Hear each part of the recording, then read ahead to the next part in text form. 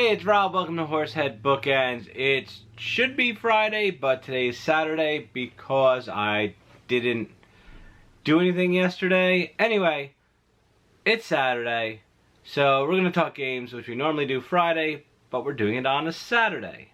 Why not? So this week, got a lot of stuff. Actually going to split this into two different parts. A video game and a board game section, which I will post the link below for part 2 in the board game, because I just got this in today, well, yesterday. Dune by Gale Force 9 Games. This is a remake of the classic Avalon Hill, is that right? Game from the late 70s, early 80s. This was a grail game of mine for the longest time. Found out they were redoing it, had my buddy order it at Gen Con, and it came in, and I am so psyched to play it. It's probably one of my favorite books, and it, I think, is the greatest sci-fi story of all time. Gonna do an unboxing of this in a second video, which I'll post a link below as soon as I get it done. So moving on. I actually, over the week, picked up some new regular video games, some that I was looking for quite some time. One I got in the mail from Limited Run Games, Dragon's Lair Trilogy on the Switch. I originally had this on the PS4, but I got rid of it because I wasn't playing it on the PS4 and decided to pick it up on the Switch. I just figured that I will, I'll play it more. So just switch up systems. It's still sealed, so I'm going to check it out. So let's talk about some older gaming. Two stores that are local to me, Digital Press. There's one in Springfield and there's one in Clifton. They got in a big amount of PlayStation 1 games over the past week, so I had to go there. There were some that I was missing from my collection, and I had to pick them up. You can probably see some of my PS1 games back here.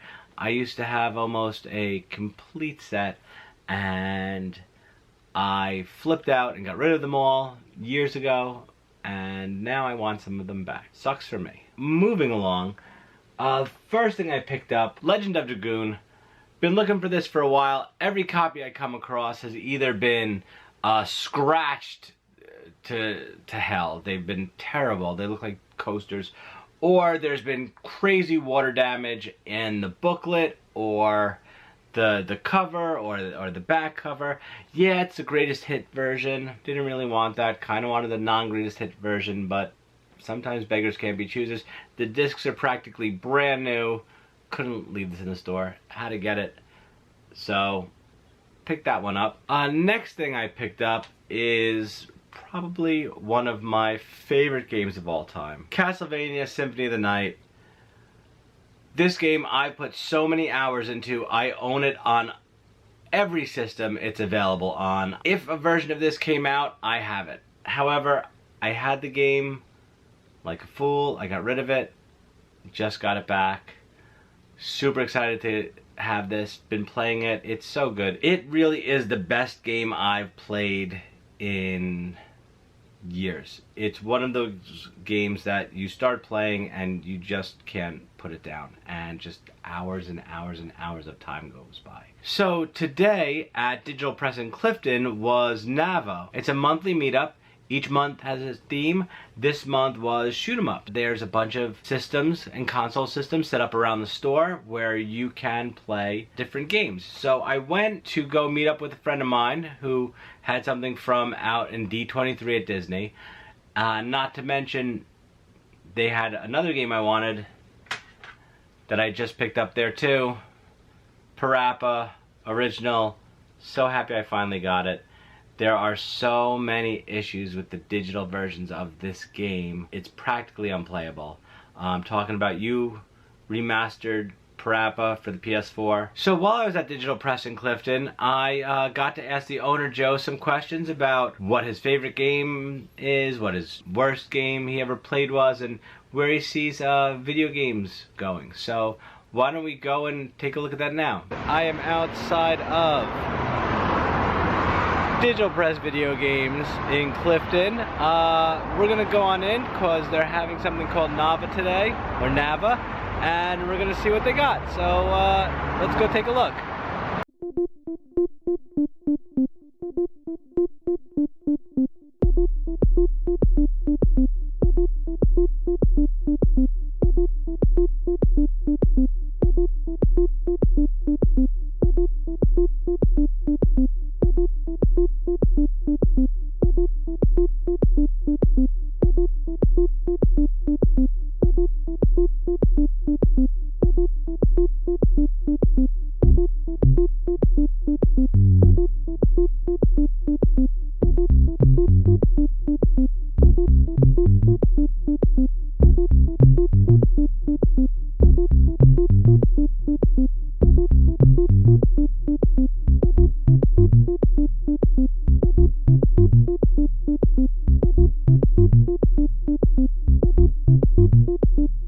I'm here with Joe, the owner of Digital Press Games in Clifton, and we're just going to ask him some questions about what's going on. Could you explain what a Nava is? I can. NAVA stands for North Atlantic Video Game Aficionados, so we just call it NAVA. I didn't invent it. It was something that was created by Mike Etler, who had a store in Howell, New Jersey, and I think he started NAVA in 1998 or 1999. I hosted it in my house, and then when I opened my store in 2005, I asked for Mike's blessing. Could I run that NAVA that he used to run here? He gave us the blessing. He even showed up for our inaugural event, and we've been doing it every month since. What is the hotness right now in retro gaming? Dude, everyone wants N-Gage games now. Shut up, really? No. Get out of here. Absolutely not. Why? No one ever did, and no one still does. Anything with Pokemon in it, so Game Boy Advance Pokemon games are super hot. Mm-hmm. Although I can't think of a time when they weren't.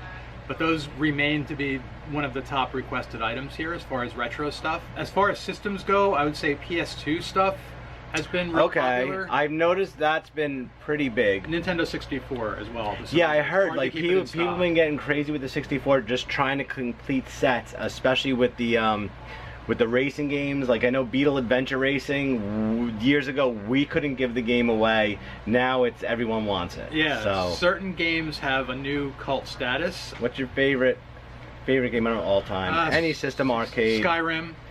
Okay. Pick a system. PC was probably my favorite version of it because it was the most easy modded. Absolute worst game you've ever played?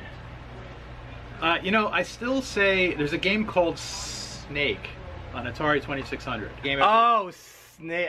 Yes. You're in the middle. I mean, you know, it's a lot of Atari games are concepts, so you have to imagine. So that little square in the middle, you're supposed to be a hunter, and there's supposed to be these snakes and various animals coming at you through the jungle. Yeah, I have it. So it's just a screen full of boxes, and you're shooting boxes, and other boxes are moving around. But the biggest problem with it, other than it not being fun, is that there's all sorts of collision problems. You're in this open area in the middle of the screen, and yet there's something in your way all the time. Like, what am I bumping into? And there's pixels that are blocking you from moving a certain way. So it's just one of those games that's completely inept and really, really a good poster child for the crash of '83. Where do you see it in the next, say, 5 years? I think what we need to understand before we consider this as any kind of a fad is that this has been going on now for a good 20 years, right? Like I remember the first Activision Action Pack coming out on PC and everybody being all excited that they got to play these Atari 2600 games on essentially an emulator on your computer in a screen that was way too small and was too slow for the actual, it was bad emulation, everything was wrong, but it was popular. They're all new generations of basically the same old retro theme, maybe boosted up. And I think all that really happens with the retro craze is that a certain age group of people has moved to a certain point in their life where they're either technically inclined to do emulation, or feeling particular nostalgic about playing these older things. Or they have the money to buy the actual older system. Disposable income, right? Now they're out of college or they have full-time jobs, you know, after school. Now all of this stuff that you can buy entire game libraries inside of a tiny little box certainly makes it even more accessible for everybody to get at. So I don't think that the concept of it or the enjoyment of it has changed at all. Joe, thank you very much. Digital Press on Piaget Road in Clifton. Come on down. He's got a huge selection. He does have everything. Buy more Atari stuff. Yes, play more Atari. Thanks. Thank you. All right, so there you have it. Just a great thank you to Joe at Digital Press for talking to me. I will post the store information below. Definitely stop in if you're looking for some retro systems. He's got so much stuff, and the staff is super knowledgeable, and they'll be able to help you out. And they also do trade-ins too, so if you have some extra games you're not playing or whatever, bring them there. They'll give you cash or credit, and you can walk out with something new. Alright, so if you liked the video, please give it a thumbs up. Also, please click on that subscribe button. You'll get notified when I upload new videos. Any questions or comments, feel free to post them below, and I'll try to answer you as soon as possible. Otherwise, talk to you later.